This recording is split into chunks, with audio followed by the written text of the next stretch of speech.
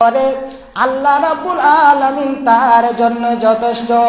বাপজান আমার ভাই, আপনি বিপদে পড়ে গেছেন, আপনি কোনো মুসিবতে পড়ে গেছেন, যে জায়গাতে কোনো সাহায্যকারী নাই, কোনো এরকম আপনাকে মাদদ করনেওয়ালা নাই, সেই সময় আপনি যদি আল্লাহকে স্মরণ করতে পারেন, আল্লাহকে যদি ডাক দেন, আল্লাহর ওপর ভরসা করে, তাহলে আল্লাহ বলেন, বান্দারে আমি তোমার জন্য একাই যথেষ্ট। সেই জায়গাতে আল্লাহ আপনার সাহায্যকারী হবে, আল্লাহ রাব্বুল আলামিন আপনার যেন মাদদ করবে। উপরোক্ত আয়াত দ্বারা প্রতিমান হয় যে মুমিনদের অন্যতম বৈশিষ্ট্য হচ্ছে আল্লাহর উপর নির্ভর করা, ইবাদত, বান্দাগি, তাসবিহ, তাহলিল, জিকির, আজকার ইত্যাদির পাশাপাশি ধৈর্য ধারণ করে হালাল হারাম বেছে চলা আবশ্যক। সেই সাথে পাপ কাজ থেকে বেঁচে থেকে তাকওয়া ও তাওয়াক্কুল অবলম্বন করতে হবে। এবং অন্তরে আল্লাহ ভীতি না থাকলে মানুষ এই কোনো পাপ কাজে যেন লিপ্ত হতে পারে, পাপ কাজে যেন যেতে পারে। তাকওয়া আমাদেরকে অন্যায় পন্থায় থেকে যেন, খারাপ কাজ থেকে যেন বিরত রাখে। আর যদি আমরা আল্লাহর ওপর ভরসা করতে পারি, আল্লাহর ওপর যদি আমরা বিপদে পড়ে যাওয়ার পর আমরা যদি আল্লাহর ওপর ভরসা করতে পারি, আল্লাহ রাব্বুল আলামিন বিপদ দাপদ মুসিবত থেকে যেন আমাদেরকে দূর করবে, আমাদেরকে যেন বিপদ থেকে উদ্ধার করবে। ভাইজান, তাহলে আমরা যখনই বিপদে পড়ে যাব, কোনো মুসিবতে পড়ে যাব, আমরাকে আল্লাহকে স্মরণ করতে হবে, আল্লাহর ওপর ভরসা করতে হবে। এইরকম মুসা আলাইহিস সালাম তার সঙ্গী সাথীদেরকে যখন মিশর থেকে নিয়ে বেরিয়ে গেলেন, তার অনুসরণকারীকে সাথে নিয়ে যখন বেরিয়ে গেলেন, একেবারে এই খবর যেন ফেরাউনকে দিয়ে দিলেন। ফেরাউন তার কওমকে নিয়ে, তার লস্করকে নিয়ে সাথে নিয়ে বেরিয়ে গেলেন। ফেরাউনের পিছা, মুসার যেন পিছা করতে লাগলেন। মুসা যেন মুসাকে ধরবে বলে তার পিছে ছুটে পড়ল। এবারে মুসার সঙ্গী সাথীরা এইরকম যেন তারা ফেসে যায়, তারা বিপদে পড়ে যায়। ফেরাউনের কওম যেন তাদের পিছনে এবং সামনে সাগর, এবারে তাদের বাঁচার কোনো পথ নাই, তারা হয়তো বাঁচতে পারবে না। মুসার অনুসরণকারীরা এবারে তারা চিন্তাতে ভাবনাতে যেন পড়ে যায়, এখন আমরা বাঁচবো কেমন করে? আজকে আমাদেরকে ফেরাউনের দাসত্ব করতে হবে, ফেরাউনের কবুলে পড়তে হবে, ফেরাউনের কবুলে আমাদেরকে পড়তে হবে। এমন সময় মুসার অনুসরণকারীরা যেন নবী মুসাকে অভিযোগ জানতে লাগলে। কোরআনের মধ্যে এসেছে, ফালাম্মা তারাআল জামাআন, অতঃপর দুই দল মুখোমুখি হলো, পরস্পরকে দেখলো। ক্বালা আসহাবু মুসা, তখন মুসার সঙ্গী সাথীরা যেন চিৎকার করে বলে উঠল, মুসা নবীকে যেন অভিযোগ জানালো, ইন্না লামুদরাকুন, আমরা যেন বাধা পড়ে গেলাম, আমরা যেন ধরা পড়ে গেলাম, এখন আমাদের কোনো বাঁচার পথ নাই। অর্থাৎ ফেরাউন মুসার সঙ্গী সাথীরা তাদের ফেরাউনের যেন কওম দেখে, ফেরাউনের যেন লস্কর দেখে তারা ভয়ে ভীত হয়ে যায়, তারা যেন চিন্তা করতে লাগে। এই সময় মুসা নবীকে বলে, নবী গো, আজকে আমরা যেন ধরা পড়ে গেছি, আজকে আমাদের বাঁচার কোনো পথ নাই। মুসা নবী তখন বলেন, ক্বালা কাল্লা, কখনো নয়, কখনো নয়, ইন্না মাইয়া রব্বি সায়াহদিন, নিশ্চয় আমার আল্লাহ আমার সাথে রয়েছে, তিনি আমাকে পথ দেখাবেন। ভাইজান আমার, মুসা নবী তার সঙ্গী সাথীদের যেন সান্ত্বনা দিচ্ছেন, তাসল্লি দিচ্ছেন, ওরে সঙ্গী সাথীরা, তোমাদের চিন্তা করতে হবে না, এবারে ফেরাউনের কবুলে আমাদের পড়তে হবে না, ফেরাউন আমাদের ধরতে পারবে না, কারণ আল্লাহ রাব্বুল আলামিন আমাদের সাথে রয়েছেন, তিনি আমাদের সঠিক পথ বের করে দেবেন। অতঃপর আল্লাহ রাব্বুল আলামিন মুসাকে ওহীর মাধ্যমে বললেন, ফাআওহাইনা ইলা মুসা, হে মুসা, আল্লাহ রাব্বুল আলামিন ওহীর মাধ্যমে মুসাকে বললেন, মুসা রে, তোমার লাঠিটা সমুদ্রের পানিতে আঘাত করো, তোমার লাঠি দ্বারা সমুদ্রের পানিতে যেন আঘাত করো, যখনই মুসা লাঠি দ্বারা সমুদ্রে আঘাত করেছে, সমুদ্রের পানি যেন ফেটে গিয়ে দুই দিকে সরে যায়। ডান দিকের পানি ডান দিকে, বাম দিকের পানি বাম দিকে সরে গিয়ে যেন স্থির হয়ে গেল এবং একটা বিরাট পাহাড়ের মতো যেন হয়ে গেল। আর ওই রাস্তা তৈরি হয়ে যাওয়ার পর মুসা তার দলবলকে নিয়ে সাথে নিয়ে বেরিয়ে গেলেন। আর যখনই ফেরাউন এসেছে, ফেরাউনকে আল্লাহ যেন ডুবিয়ে দিলেন। পানি যেই মতো ছিল সেই মতো হয়ে গেল। ভাইজান আমার, বন্ধু আমার, মুসা আলাইহিস সালাম একেবারেই দেখেন মুসিবতে পড়ে যাওয়ার পর আল্লাহকে স্মরণ করেছিলেন, আল্লাহর উপর ভরসা করেছিলেন। সেই সময় আল্লাহ রাব্বুল আলামিন তাদেরকে সে বিপদ থেকে উদ্ধার করেছে। মুসা আলাইহিস সালাম একেবারে বলতে লাগলো, এবারে আমাদেরকে ফেরাউন ধরতে পারবে না। আল্লাহ রাব্বুল আলামিন আমাদের সাথে রয়েছেন, তিনি আমাদেরকে সঠিক পথ বের করে দেবেন। ভাইজান আমার, তাহলে আমরা যদি এইরকম মুসিবতে পড়ে যাই, আমরা অনেক জায়গায় যাই, মাঠে ঘাটে কাজ করি, এইরকম মাঠে আমার আপনার ওপর বিপদ চলে এসেছে, সেই জায়গাতে কোনো সাহায্যকারী নাই, কোনো মাদাদ করনেওয়ালা নাই। আপনি যদি চিৎকার করে আপনি নিজের গলাকে পাঠিয়ে দেন, আপনি যদি চিৎকার করে যান, সেই জায়গাতে সাহায্যকারী নাই। সেই জায়গাতে যদি এক আল্লাহকে স্মরণ করেন, আল্লাহকে যদি ডাক দেন, আল্লাহর উপর যদি ভরসা করেন, আল্লাহ রাব্বুল আলামিন আপনাকে সে বিপদ থেকে যেন উদ্ধার করবে। ভাইজান আমার, এইরকম ফিরাউন নিজেকে আনা রাব্বুকুমুল আলা বলেছিলেন, আমি হচ্ছি তোমাদের সবচেয়ে বড় রব। ফিরাউনের স্ত্রী আসিয়া ছিল, তার প্রতি অনেক অত্যাচার করত, অনেক যেন জুলুম করত। আসিয়া যখন জুলুম অত্যাচার না করতে পারলো, আল্লাহ রাব্বুল আলামিনের কাছে তখন বলতে লাগলো, রব্বিবনি লি ইনদাকা বাইতান ফিল জান্নাহ ওয়া নাজ্জিনি মিন ফিরআউনা ওয়া আমালিহি ওয়া নাজ্জিনি মিনাল কওমিজ জালিমিন। আল্লাহ গো, আমার জন্য আপনার জান্নাতে একটি ঘর নির্মাণ করো এবং ফিরআউনের কাছ থেকে আমাকে রক্ষা করো এবং অত্যাচারীদের হাত থেকে আমাকে বাঁচান। এইরকম যেন ফিরআউনের স্ত্রী আসিয়া দোয়া করেছিলেন। ভাই আমার, বন্ধু আমার, আমরা দেখেন এইরকম ফিরআউনের স্ত্রী আসিয়া আল্লাহর প্রতি কত যেন ভরসা রেখেছিলেন, একেবারে ইমানি দৃঢ়তা তার কতটা মজবুত ছিল।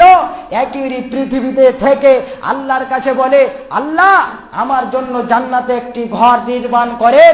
এই কথা ফিরআউনের স্ত্রী আসিয়া বলেছিলেন। সম্মানিত উপস্থিতি, শুধু মণ্ডলী, আজকে যদি আমরা এইরকম মুসিবতে পড়ি, আপনার আমার উপরে যদি অত্যাচার আসে, এইরকম যদি জুলুম হয়ে যায়, জুলুম কেউ যদি করে, আমাদেরকে আল্লাহর উপর যেন ভরসা করতে হবে, আল্লাহ রাব্বুল আলামিনের উপর যেন নির্ভর করতে হবে। অবশ্যই আল্লাহ সেই বিপদ থেকে দূর করবে, বিপদ থেকে দূর করবে। ভাইজান আমার, এইরকম ইব্রাহিম নবী তার স্ত্রী সারাকে সাথে নিয়ে বেরিয়ে গেলেন। অতঃপর একটা এমন জনপদে প্রবেশ করলেন যেখানে এক বাদশাহ ছিল অথবা এক অত্যাচারী শাসক ছিল। তাকে বলা হলো, ইব্রাহিম নামক এক ব্যক্তি যেন আমাদের এখানে তার সাথে সুন্দরী পরমা নারীকে সাথে নিয়ে এখানে আমাদের প্রবেশ করেছে। তার কাছে মানুষ পাঠিয়ে জিজ্ঞেস করা হলো, ইব্রাহিম, সে মেয়েটাকে, সে নারীটাকে? ইব্রাহিম বলে, সে যেন আমার বোন। অতঃপর ইব্রাহিম যেন সারার দিকে যেন ফিরে আসে, সারার কাছে এসে বলে, আল্লাহর কসম, পৃথিবীতে তুমি আর আমি ছাড়া কেউ যেন মুমিন নাই, জমিনের ওপরে কেউ যেন তুমি আর আমি ছাড়া মুমিন নাই। তুমি আমার কথায় আমাকে মিথ্যা প্রমাণ করো না। আমি তাদেরকে বলেছি যে তুমি আমার বোন, সুতরাং তুমি আমি দিনী ভাই বোন। অতঃপর ইব্রাহিম বাদশার নির্দেশে সারাকে যেন বাদশার যেন নিকট পাঠিয়ে দিলেন। সারা যখনই বাদশার কাছে যায়, এবারে বাদশাহ যেন সারার দিকে অগ্রসর হয়, ব্যভিচার করার জন্য হাত বাড়ালো। সেই সময় সারা যেন উজু করে সলাতে দাঁড়িয়ে গেলেন এবং যেন আল্লাহকে যেন স্মরণ করলেন। ভাইজান আমার, দেখেন এইরকম যেন আল্লাহকে কেমন স্মরণ করেছেন ইব্রাহিমের স্ত্রী সারা। এইরকম বাদশা তার দিকে অগ্রসর হচ্ছে, এমন সময় আল্লাহকে বলেন, আল্লাহুম্মা ইন কুনতু আমানতু বিকা ওয়া বিরাসূলিকা ওয়া আহসানতু ফারজি। আল্লাহকে যেন বলে, আল্লাহ গো, আমি যদি আপনার এবং আপনার রাসূল ইব্রাহিমের প্রতি ঈমান এনে থাকি আর আমার স্বামী ব্যতীত নিজের লজ্জাস্থানের যদি সংরক্ষণ করে থাকি, তাহলে এই কাফেরকে আমার প্রতি জয় করো না। অতঃপর আল্লাহর হুকুমে যেন বাদশা বেহুশ হয়ে গেলেন। বেহুশ হয়ে যাওয়ার পর মাটিতে যেন পাটা যেন আঘাত করতে লাগলো, মাটিতে পড়ে গিয়ে পা দুটা যেন আঘাত করতে লাগে। এই কাণ্ড দেখে সারা যেন আল্লাহকে আবার বলে, আল্লাহ, এই যদি মানুষ এইভাবে মারা যায় তাহলে মানুষে বলবে একে এই নারী যেন হত্যা করেছে, একে আবার আপনি জ্ঞান ফিরিয়ে দেন। জ্ঞান ফিরে আসলো। এরকম করে 3 বার যেন ঘটে। অতঃপর বাদশা যেন বলে, তোমরা আমার কাছে এক শয়তানকে পাঠিয়েছো, একে ইব্রাহিমের নিকট পাঠিয়ে দাও এবং তার জন্য হাজরাকে হাদিয়া স্বরূপ দান করো। যখন ইব্রাহিমের স্ত্রী সারা ইব্রাহিমের কাছে ফিরে আসে, ইব্রাহিমকে বলে, ইব্রাহিম, আপনি কি জানেন সেই বান্দাকে, সেই কাজ যেন আল্লাহ রাব্বুল আলামিন সেই লোকটিকে যেন লজ্জিত এবং নিরাশ করেছেন এবং আমার জন্য একটা হাদিয়া হিসাবে একজন দাসীকে দিয়েছেন। ভাইজান আমার, বন্ধু আমার, দেখেন ফেরাউনের স্ত্রী আসিয়ার কেমন আল্লাহর প্রতি যেন ঈমান ছিল, কেমন আল্লাহর ওপর তার ঈমানি দৃঢ়তা কত মজবুত ছিল। দেখেন এইরকম বিপদে পড়ে যাওয়ার পর আল্লাহকে স্মরণ করেছিলেন, আল্লাহ রাব্বুল আলামিন সে বিপদ থেকে উদ্ধার করেছে।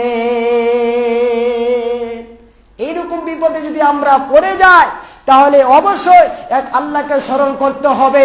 আল্লাহ রাব্বুল আলামিনের উপর যেন ভরসা করে ধৈর্য ধারণ করে এক আল্লাহকে স্মরণ করতে হবে। আল্লাহ নিজে বলছেন, ওয়ামান ইয়াতাওয়াক্কাল আলাল্লাহি ফাহুয়া হাসবু, যে ব্যক্তি আমার প্রতি ভরসা করবে আমি তার জন্য একাই যথেষ্ট, তাকে কোনো বিপদে পড়তে দেব না। ভাইজান আমার, আপনি যদি যথাযথভাবে আল্লাহর উপর ভরসা করেন, অবশ্যই আল্লাহ আপনাকে একটা পাখিদের মতো যেন রিজিক দান করবেন এবং আপনাকে বিপদ আপদ থেকে দূর করবেন। ইবনে ওমর রাদিয়াল্লাহু তাআলা থেকে বর্ণিত, নবীজি বলছেন, লাউ আন্নাকুম কুনতুম তাওয়াক্কালুনা আলাল্লাহি হাক্কা তাওয়াক্কুলিহি লা রুসিকতুম কামা ইয়ারযুকুত তায়রু তাকদু খিমাসান ওয়া তারুহু বিতানা। নবীজি বলছেন, যে ব্যক্তি আল্লাহর উপর যথাযথভাবে ভরসা করবে, যে ব্যক্তি আল্লাহর উপর পূর্ণভাবে ভরসা করবে, আল্লাহ রাব্বুল আলামিন সেই রকম রিজিক দান করবেন যেই মতো একটা পাখিদেরকে দিয়ে থাকে। পাখিরা যেমন সকালবেলায় খালি পেটে বেরিয়ে যায়, তার 2 ডানা যেন এইরকম মেল করে সারা পৃথিবীতে যেন ছড়িয়ে যায়। জমিনে কোথায় খাল বিল নদী নালা রয়েছে সেইগুলোতে গিয়ে তারা যেন নিজের খাদ্য খোঁজ করে, তারা খাদ্য খায়। সেই জায়গাতে আবার যখন সন্ধ্যা হয়ে যায়, দিন শেষে তাদের পেট ভরে বাড়ি ফিরে নিজের বাসা ফিরে আসে এবং তাদের বাচ্চাদের জন্য নিয়ে আসে। ভাইজান আমার, আজকে আমার বাড়িতে কালকে সকালে কি খাবো সেটা আজকে ব্যবস্থা আপনি করে রেখেছেন।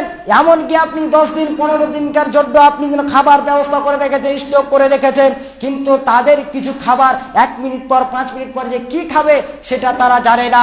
এক আল্লাহর উপর ভরসা করে তারা যেন পৃথিবীতে ছড়িয়ে যায় এবং খাল বিল নদী নালাতে জমিনে তারা নিজের খাদ্য যেন খোঁজ করে। ভাইজান আমার, এইরকম আল্লাহ রাব্বুল আলামিনের নবীজি বলছেন, যদি কেউ আল্লাহ রাব্বুল আলামিনের উপর যদি ভরসা করতে পারে, অবশ্যই আল্লাহ রাব্বুল আলামিন তাদের রুজির ব্যবস্থা করে দেবেন এবং তাদেরকে বিপদ আপদ থেকে দূর করবেন। ভাইজান আমার, সময় খুব সংকীর্ণ।